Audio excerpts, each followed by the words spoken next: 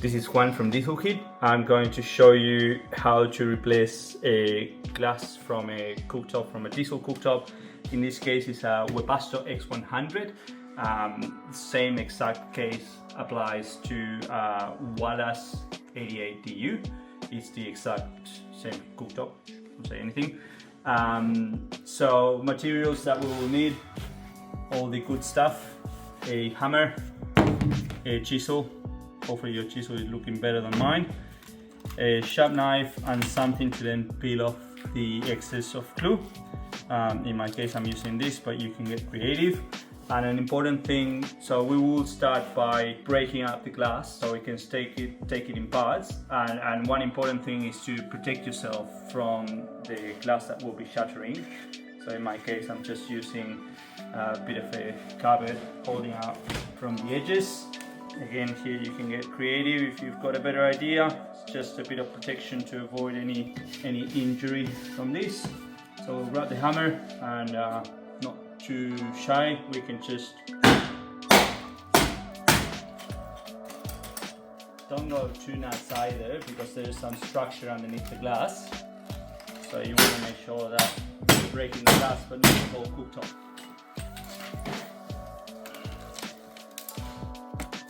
Looks like pretty much a success. Okay, so now we got rid of the structure on the blanket, and we'll start by removing the glass. Make sure that you dispose of the glass in a way that again is not dangerous. You'll find that most glass is easy to remove. Just go and pick your battles. Just the ones that are easy are the first ones to go. Once that you get done with those, you can start seeing what you do with the ones that are a little bit more attached still by the glue. Okay, so we got rid of all the easy bits of glass, and I'm going to show you also how, it's a bit of a hit and miss. You'll have to try different things depending on what's happening. But one of the glasses that are attached still to the glue, with the sharp knife you can try to go and remove it that way. That's why we've got the chisel and the sharp knife. Some will work nicely with the chisel, some other will work nicely with the sharp knife. It's just a matter of testing. That's why it's important to use some protective gear. If you see that one is too stubborn to come out, just keep going from another side, so then you've got another access point to try to get it from a different spot. Okay, now that we removed all of the glass, or most of the glass, most of it, we are going to clean the surface, which is where the new glue will have to sit, and we need that to be very clean before we can install the new glass. So I've got in my hand just a bit of aluminium, anything will do really. The aim of that aluminium is to protect the insulation in here, which we don't want to damage by cleaning the glass. So with this rotary brush, I'm going to be doing the cleaning. This could be done with other things, you just find whatever it suits you, but the idea is that we'll get all the old glue.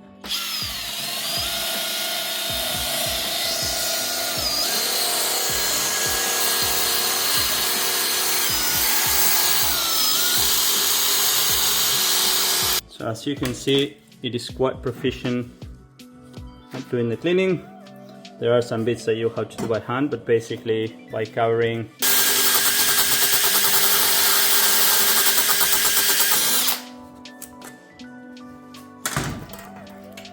Okay, so now we got rid of all the old glue. We still need to take the heat gasket. So this is the combustion chamber. Basically the exhaust comes from under here and goes all the way to this other end, and it will exit through the pipe. So that little gasket needs to be removed, and we need to clean that surface so we can install later on the new gasket. So for that, just with a sharp knife, we can, with a bit of patience, scrape it off. Now that we got rid of the old gasket, we're first going to clean all the surfaces with isopropylic alcohol. isopropyl alcohol, which probably better buying in Bunnings than what I did buying in the pharmacy.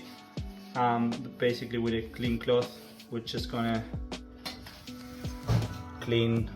You can see there's still, we want to make sure that the new gasket and that the new glue will stick properly to the surface of the metal. We live in an era where car manufacturers need to tell their customers not to drink the coolant, so I will say please do this on a ventilated environment. And once that we've got that clean, this is for the heat light, so we'll make sure that goes there. And I'm going to show you the things that come in the replacement kit are the glass itself. This one is wireless. I changed the X100 Webasto cooktop glass.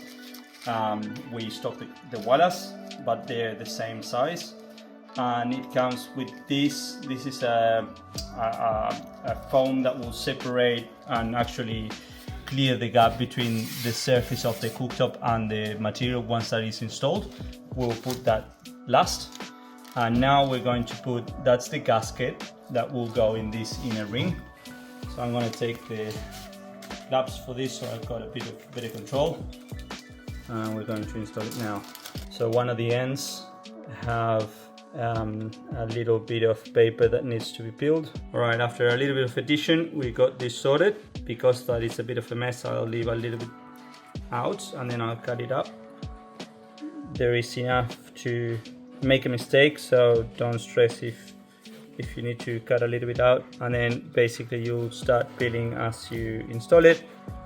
It is quite simple, just make sure that you don't grab the insulation material and that you don't grease it with your fingers, the glue. You don't grease the glue with your fingers.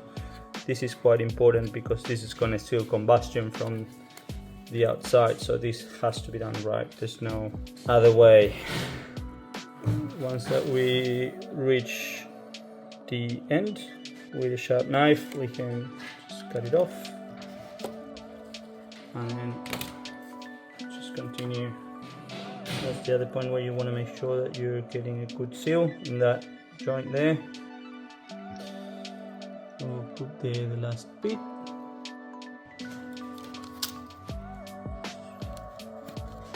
Put in there. There we go.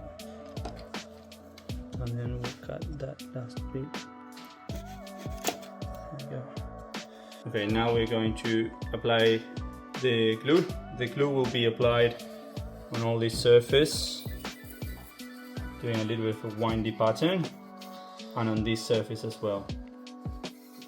We're going to clean it a little bit more. Feels a little bit dusty. Alright, now we'll apply.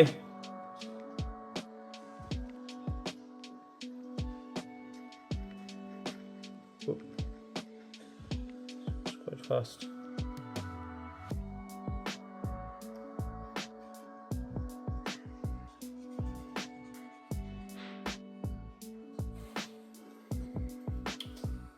And then we'll apply a little bit more in here.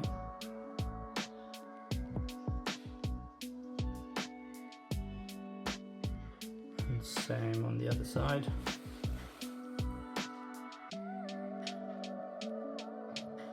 Now that we've got that ready, we can put the glass in. You want to take a little bit of excess there to make sure that the orientation of the glass is correct.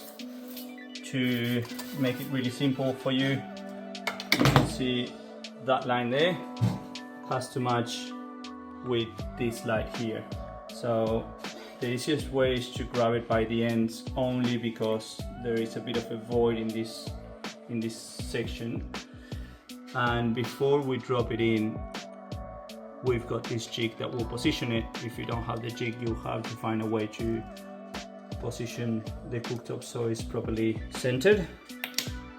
And now we will want to apply pressure to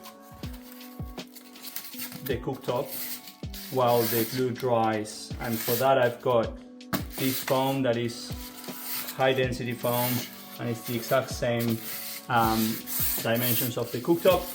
And on top of that I'm going to put this bit of wood, and with that bit of wood we're going to start clamping everything. So not the cleanest.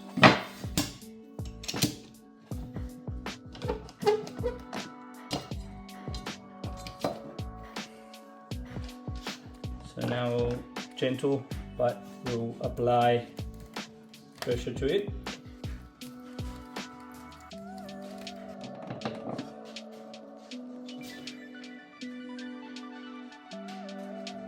We can see on the edges, not sure if we're going to be able to film it there from the side, that the surface of the glass is all the way down to the structure.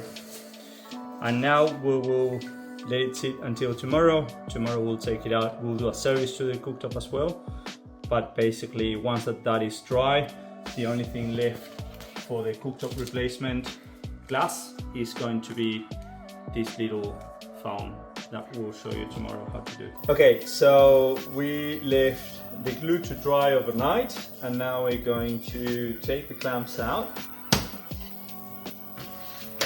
so we can install the gasket, not really a gasket, the foam that goes on the edge of the glass, and finish the job. Good note for you guys, not to use so much glue.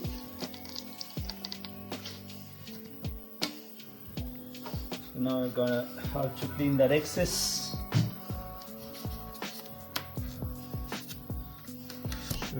Shouldn't be too hard to do.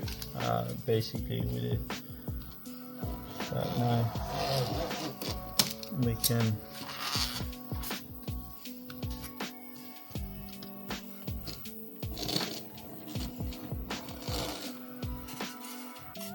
I went a little bit too crazy on the glue, so you can use a little bit more, a little bit less.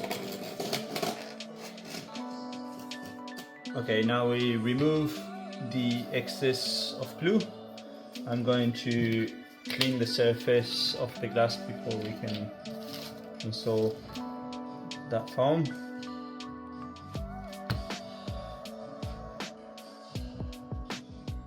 Just want to make sure that we give the best chance for that adhesive to stick.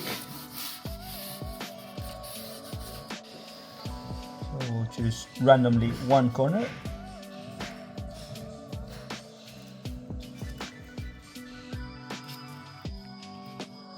Turn around in the corner.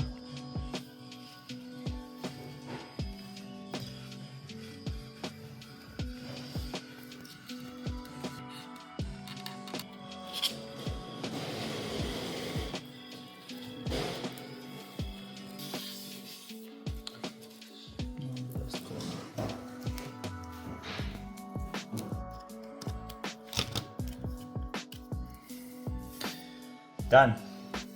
That is how we replace a broken glass on a cooktop.